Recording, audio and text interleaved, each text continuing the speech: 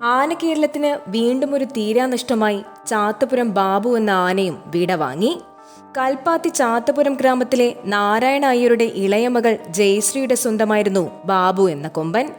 ആനയെ തളയ്ക്കാനും മെരുക്കാനും മേയ്ക്കാനും പുരുഷന് മാത്രമല്ല സ്ത്രീക്കും കഴിയുമെന്ന് തെളിയിച്ചവളാണ് ജയശ്രീ. നിരവധി ആനകൾ സ്വന്തമായി ഉണ്ടായിരുന്ന തറവാട്ടിൽ ഏറ്റവും ഒടുവിൽ അവശേഷിച്ചത് ബാബു എന്ന കൊമ്പൻ മാത്രമായിരുന്നു. 1998 ആസാമിൽ നിന്നുമാണ് ബാബുവിനെ കേരളത്തിലേക്ക് കൊണ്ടുവരുന്നത്.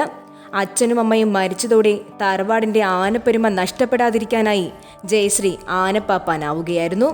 തന്റെ ആനയെ മർദ്ദിക്കുന്നത് ജയശ്രീക്ക് ഇഷ്ടമില്ല. അങ്ങനെയുള്ളവരെ പാപ്പാനായി നിർത്താറുമില്ല. തോട്ടിയും പടിയും ഉപയോഗിക്കാതെ സ്നേഹം കൊണ്ടായിരുന്നു ജയശ്രീ ബാബുവിന്റെ മനസ്സ് കീഴടക്കിയത്. 3 വർഷം മുൻപ് കൊടുവായൂർ കേരളപുരം ഗ്രാമം ശിവക്ഷേത്രത്തിലെ തിരുവാതിരയോട്ടത്തോടനുബന്ധിച്ച് തേര് വലിക്കുന്നതിനിടെ ബാബു ചെറുതായി ഒന്ന് പിണങ്ങി. ജനങ്ങൾ ഭയന്നോടി. ഇതിനിടെ വിവരമറിഞ്ഞെത്തിയ ജയശ്രീ നേരെ ബാബുവിനടുത്തെത്തി ഒരു പടല പഴം നൽകി അവനെ ശാന്തനാക്കി. ബാബുവിന്റെ വിയോഗം ജയശ്രീക്ക് ഒരിക്കലും താങ്ങാൻ കഴിയുന്നതല്ല. കഴിഞ്ഞ കുറച്ചു കാലമായി ബാബുവിന് ചില ശാരീരിക ബുദ്ധിമുട്ടുകൾ ഉണ്ടായിരുന്നതായി അറിയപ്പെടുന്നു.